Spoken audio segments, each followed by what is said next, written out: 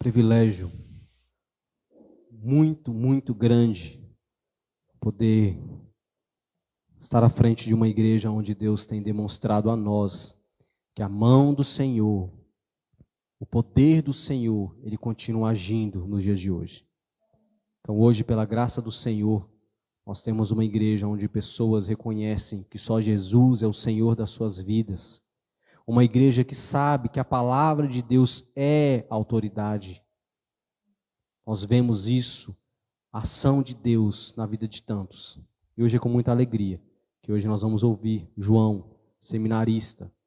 Está aí concluindo seu primeiro ano de seminário, concluiu aí a aula de homilética e hoje nós vamos ver na prática, o João ali exercendo aquilo que Deus tem colocado dia a dia no coração dele. Então, João, pode vir estar com a palavra e que Deus te dê graça. Pastor, não desliga o microfone não. Amém, meus irmãos. Uma bela noite a todos e a paz do Senhor a todos.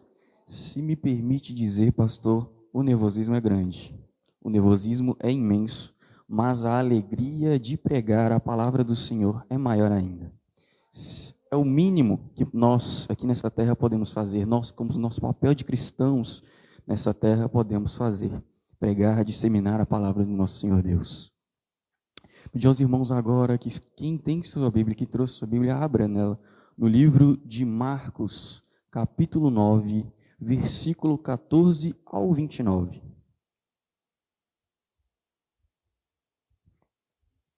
Marcos, capítulo 9, versículo 14 ao 29. Que diz: E quando se aproximou dos discípulos, viu ao redor deles grande multidão e alguns escribas que disputavam com eles. E logo toda a multidão, vendo-o, ficou espantada, e correndo para ele, o saudaram. E perguntou aos escribas: Que é que discutes com eles? E um da multidão, respondendo, disse: Mestre, trouxe-te o meu filho, que tem o espírito mudo, e este, onde quer que o apanha, despedaça-o, e ele espuma e range os dentes, e vai se secando. E eu disse aos teus discípulos que o expulsassem, e não o puderam. E ele respondendo-lhe disse: Ó geração incrédula, até quando estarei convosco? Até quando vos sofrereis ainda? Trazei-mo. E trouxem. E quando viu ele, logo o espírito se agitou com violência, e caindo endemoniado na terra, revolvia-se espumando. E perguntou ao pai dele: Quanto tempo há que lhe sucedeu isso? E ele disse-lhe: Desde a infância. E muitas vezes o tem lançado no fogo e na água para destruí-lo. Mas, se tu podes fazer alguma coisa, tem compaixão de nós e ajuda-nos. E Jesus disse-lhes: Se tu podes crer, tudo é possível ao que crer. E logo o pai do menino, elemando com lágrimas, disse: Eu creio, Senhor, ajuda a minha incredulidade. E Jesus, vendo que a multidão concorria, repreendeu o espírito imundo, dizendo-lhe: Espírito mudo e surdo, eu te ordeno, sai dele e não entres mais nele. E ele, clamando e agitando-o com violência, saiu e ficou o menino como morto, de tal maneira que muitos que diziam que estava morto. Mas Jesus, tomando-o pela mão, o ergueu e ele se levantou. E quando entrou em casa, os seus discípulos lhe perguntaram à parte: Por que não podemos nós expulsar? E disse-lhes: Esta casta não pode sair com coisa alguma, a não ser oração e jejum. Amém, meus irmãos. Uma passagem aqui que traz de Cristo que é comovente. Dessa lição, dessa passagem, podemos tirar duas frases que serve não só para pessoas na época, mas também para nós hoje, principalmente para nós hoje. Uma igreja, uns cristãos tão frios de fé. São essas duas frases. Primeira, demônios que só saem com jejum e oração. A segunda frase, tudo é possível ao que crê. Uma frase que eu acho que todo cristão ao acordar deveria recitar, porque pensa numa geração incrédula, pensa numa geração fria. É essa, infelizmente.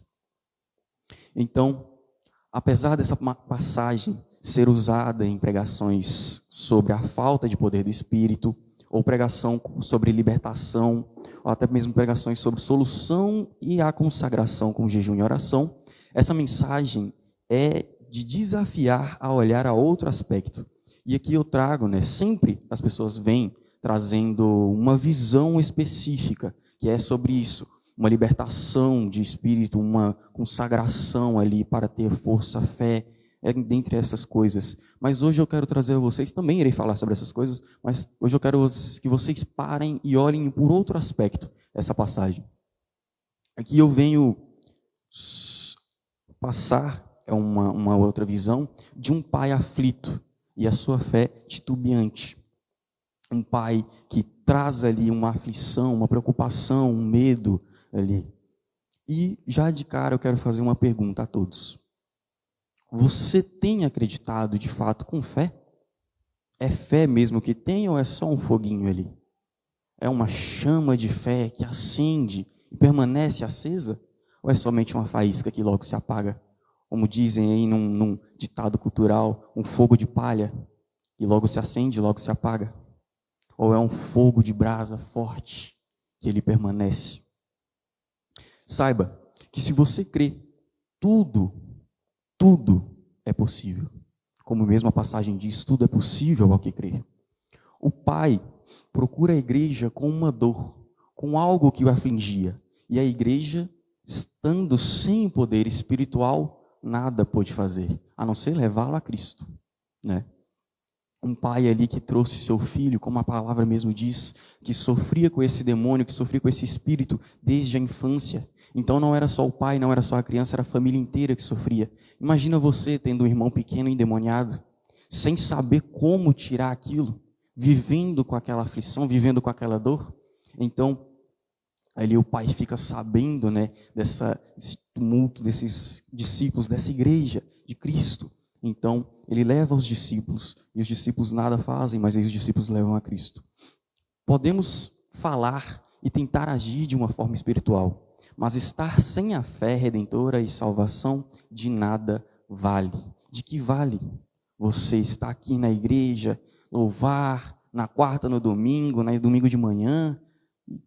Nada vale depois. Vou ler a Bíblia aqui só no domingo, na quarta, mas nada de vale. Você é praticamente o que nós chamamos de cristão frio, cristão de gelo. Podemos estar em ambiente espiritual, mas sem experimentar o poder, nada vale. As pessoas que estão aqui na igreja, como eu disse, todos os dias de culto, são aqui crentes fervorosos, só de cara mesmo, porque quando vai ver no interno, é frio como gelo, Os discípulos iniciam uma discussão sobre a falta de poder, porque não conseguimos expulsá-lo, como diz no versículo 14. Enquanto discutem, existe um poder demoníaco atuando. É ou não é assim hoje nas igrejas? Enquanto uns discutem por poder, uns discutem ali se há Espírito Santo em igrejas ou não, outras, e o mundo está aí sucumbindo em escuridão. O mundo está se devastando em trevas. E hoje o que a igreja faz? Nada. Um ou outro faz. Umas ou outras igrejas, umas ou outras comunhões de irmãos se devotam a ajudar, se devotam a ser missionários.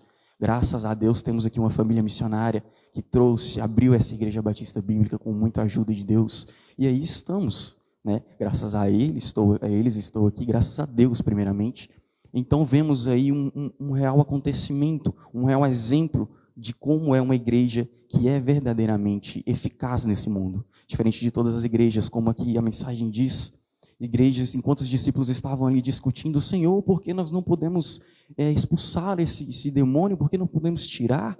O outro, Jesus, ele fez totalmente diferente dos discípulos. Em vez de alimentar essa discussão, ele já foi direto ao ponto em si, que era ali o rapaz, né, o pai. Jesus, ele proclama, ele afirma, de fato, ó geração incrédula. Ele faz uma afirmação: esta é uma geração incrédula. Vem um sentimento ao escutar isso, de que estarmos sem consagração, né? A falta de oração e jejum para fortalecer a nossa fé. Como nós aqui sabemos, aqueles que não sabem, são 2 pontos que são de fortalecimento, que são de preparo. O jejum, ele serve para isso. Preparo. Não vai fazer jejum. Meu Deus, eu consagro o jejum para a cura da minha mãe. Meu irmão, isso aí é oração. O jejum, né, não vai muito para isso, não. A forma de preparo espiritual para um acaso, para um por vir, como podemos ver no nosso dia a dia, é o jejum. Talvez não foi isso a falta dos discípulos, um jejum, um preparo em si espiritual. Acho que eles ficaram muito acomodados, né, por ter Cristo ali. Deixa para Jesus, não é Ele, o Filho de Deus? E nessa acomodação trouxe. É isso aí. Quem ora tem poder. Quem ora conhece a vontade de Deus, pois tudo é possível para essa pessoa. Como diz na palavra de Deus em 1 João capítulo 1, versículo 12, mas todos quantos receberem, dou-lhes o poder de serem feitos filhos de Deus, aquele que creem em meu nome. Aquele que crê em nome de Jesus dá o poder de ser chamado filho de Deus. Não é só a honra de ser chamado filho de Deus, é o poder. O poder. Eu não preciso discutir sobre fé alguma, como todos aí discutem em igrejas, uma grande maioria. Eu preciso crer e orar. Em vez de ser como todas as igrejas que fazem essa discussão e alimentam essa discussão diariamente, sejamos nós diferentes. Sejamos nós a igreja que faz, em vez de só falar. Crer, orar, nos preparar para cair ao mundo em si e mostrar Cristo. Fazer a diferença em si.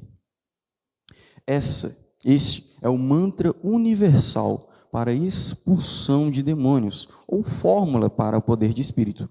Não há fórmula melhor que o jejum e a oração para quase tudo na vida. Varões, querem suas varoas, querem os seus casamentos? Orem, jejuem, não fica nesse fogo aí não, viu? Não vai não. Varoas, a mesma coisa, não vão também nessa não, viu?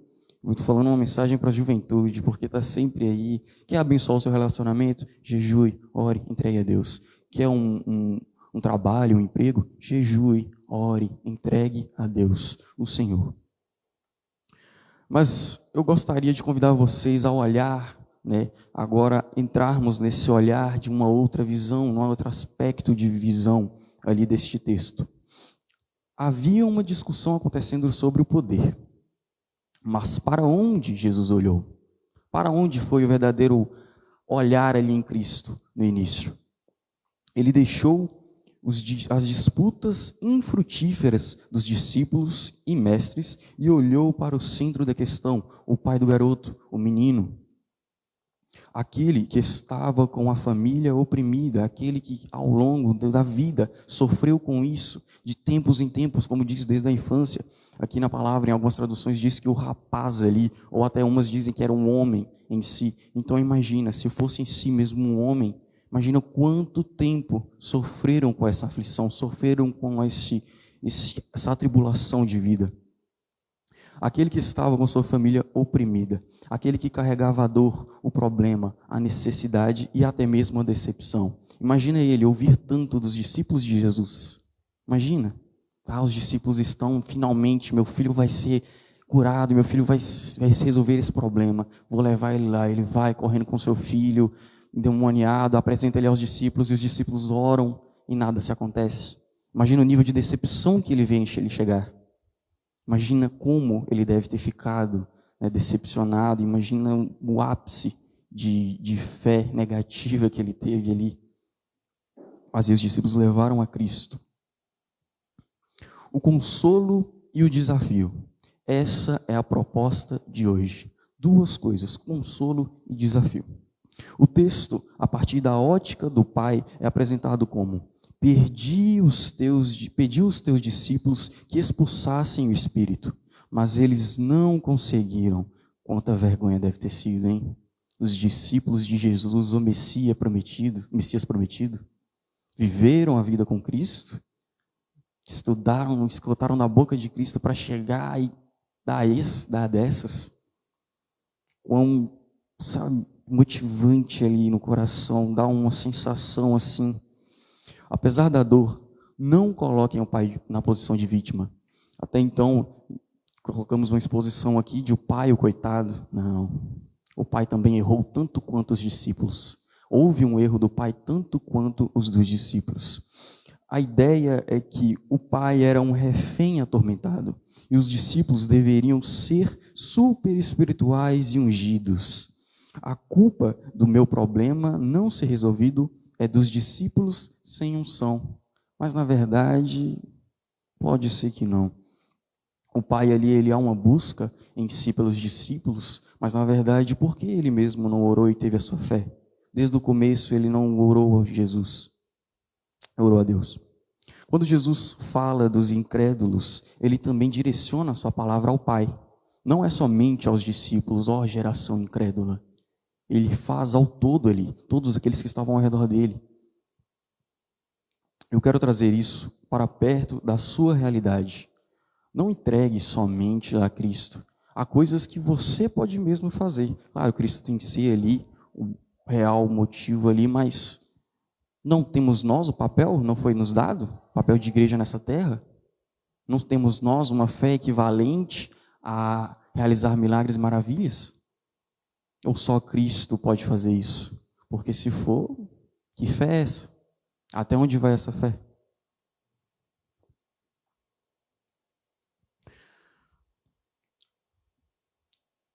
João, texto de João, capítulo 11, versículo 39 a 40, na ressurreição ali de Lázaro, disse Jesus: tirai a pedra.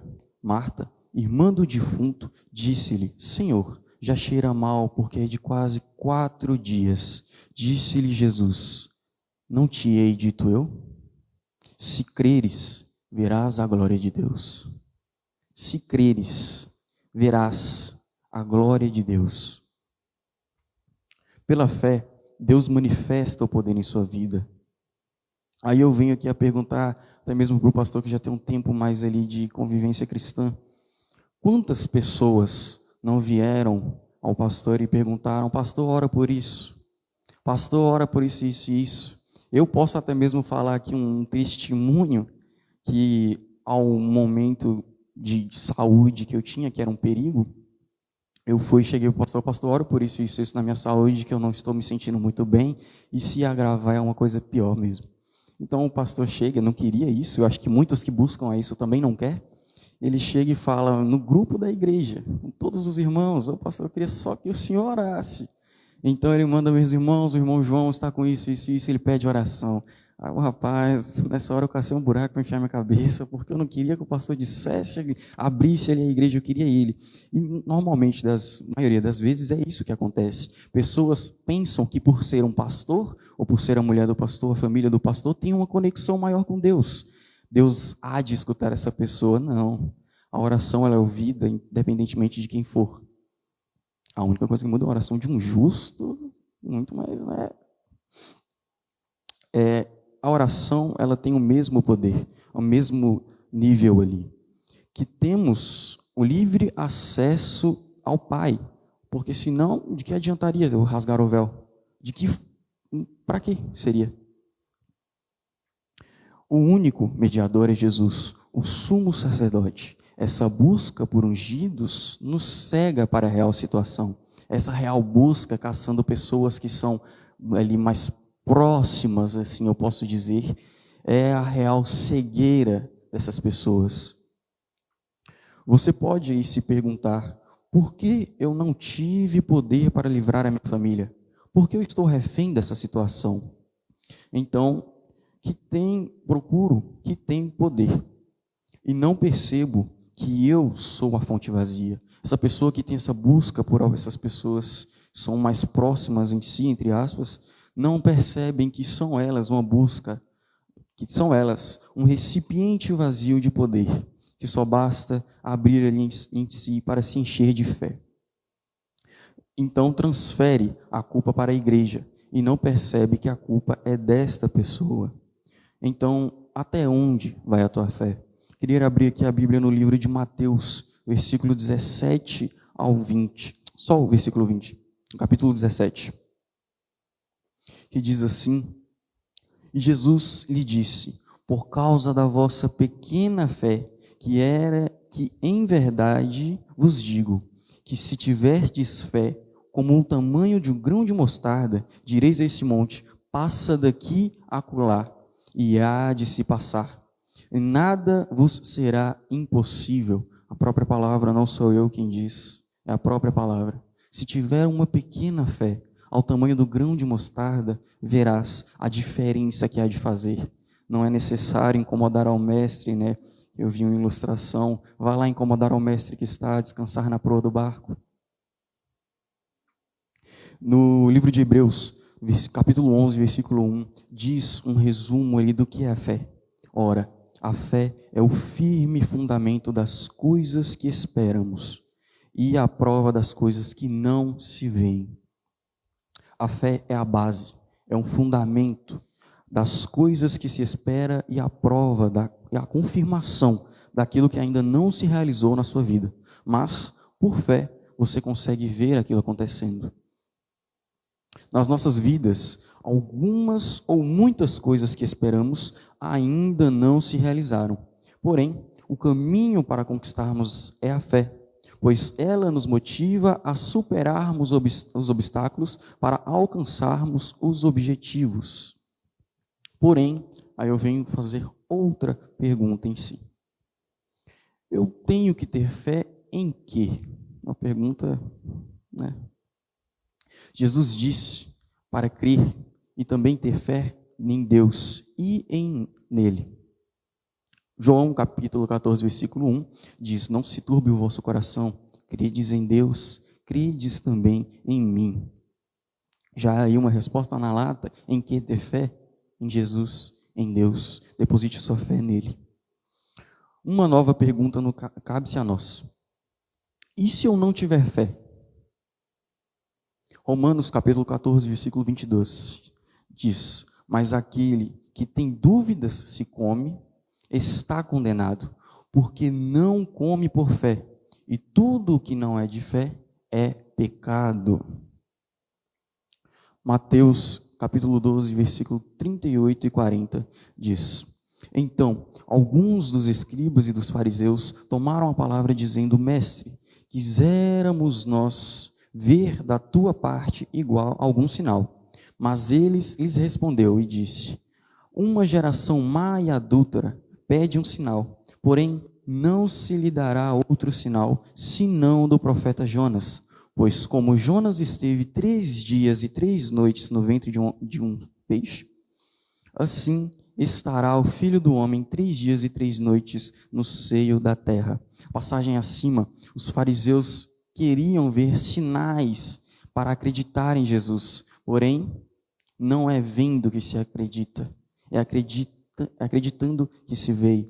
Uma frase: não é preciso ver para crer, mas sim crer para ver.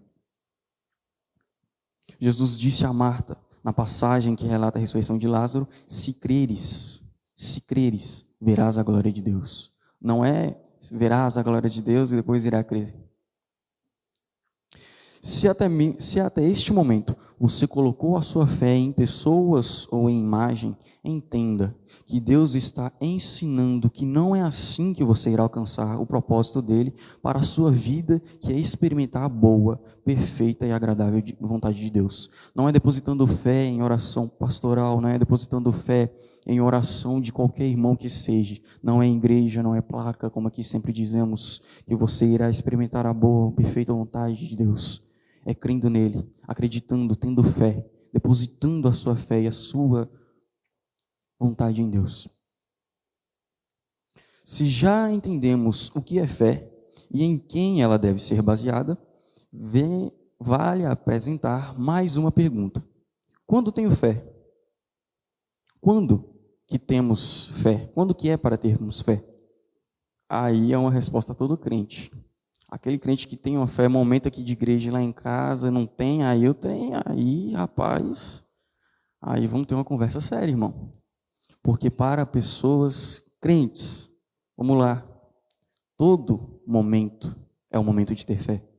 Não é só aqui na igreja, não é só em comunhão com os irmãos que temos ali, não, eu creio, Deus é bom, Deus é fiel e Ele há de fazer isso, aquilo e aquilo lá. Não, é a todo momento que você tem que ter essa fé gostosa que você sente aqui na igreja, é a todo momento, não é só aqui na igreja. Como para concluir aqui, a fé é conquistada à medida que você se dedica a aprender a palavra de Deus. Deus permitiu ao homem registrar a sua palavra que todos possam conhecê-lo e reconhecer as maravilhas que Deus realizou durante toda a história.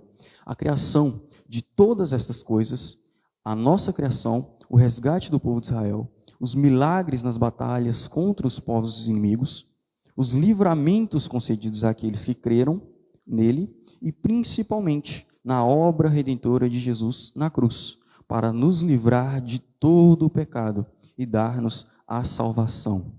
A fé é a maneira de entrar no reino de Deus. A fé em Cristo é ali a maneira de entrarmos ali e concedermos nós a salvação eterna.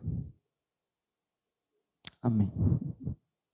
Foi pouco, meus irmãos, mas é a primeira pregação, então tem de misericórdia.